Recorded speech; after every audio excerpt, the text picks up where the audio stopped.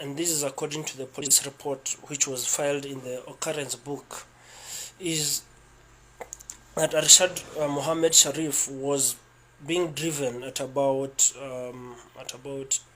the shooting happened at 2200 hours. That's about 10 p.m. Kenyan time, in an area called Magadi in Kajiado County, which neighbors Nairobi County. So far, we have been able also to establish that while the police say that the driver of the vehicle was a brother, we have come since to realize that he didn't have a brother at the time, but a person, probably a cousin or a close friend. Currently, the body is lying at a mortuary in Nairobi, 78 kilometers away from where the police say the shooting happened. The nature of the shooting, according to the police report, is the journalist Arshad got to a section on the road where they found some barriers. Essentially, we thought it's actually a police barrier, but they're saying it was small stones. And they didn't stop, and they drove ahead. That's when the shooting happened. And this shooting, according to this report, is that there was a bullet on the left side of the windscreen, where the deceased, on the left where the deceased was sitting, two on the rear left back side of the screen, one on the rear right door, and one on the right tire.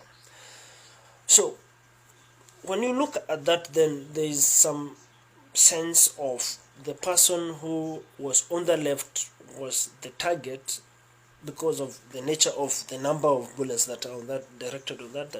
But without assumptions, then the gaps we are looking at is, even if you were to immobilize a vehicle, you don't really shoot at the occupants of the vehicle without any instigation of fire, because in Kenya there are laws of how the police are supposed to use their guns. That's the first question. The other question is, under what circumstances did the issue, because the backstory is that the vehicle which Arshad was driving in, which is a if you would check, that is in a KDG 200M, and the vehicle of the stolen vehicle, which the number plate of the stolen vehicle, which is the backstory of what now they were pursuing, was a KDJ 700F, which was stolen apparently in Nairobi. And that's where now the abduction story comes in, because the owner of the vehicle had left his son in the vehicle, and coming out of an electrical shop, then the vehicle and the son were nowhere to be seen. But by the time the shooting is happening, the son had been seen in another area called Kiserian. So then there is a gap of at what point then did it stop to become a stolen vehicle, an abduction vehicle, and then the occupants of the vehicle were targeted.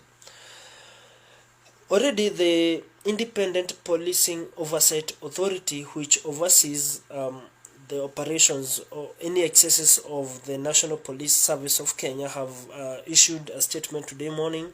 They have said they have dispatched a team to investigate that which they called an alleged police shooting. The statement earlier I'm quoting had also indicated the shooting involved General Service Unit officers, who are called in Kenya GSU. And what also we know is that the body of Arshad now was found at a mortuary called Chiromo Mortuary, which is in Nairobi, about 78 kilometers away from where the police said the shooting happened.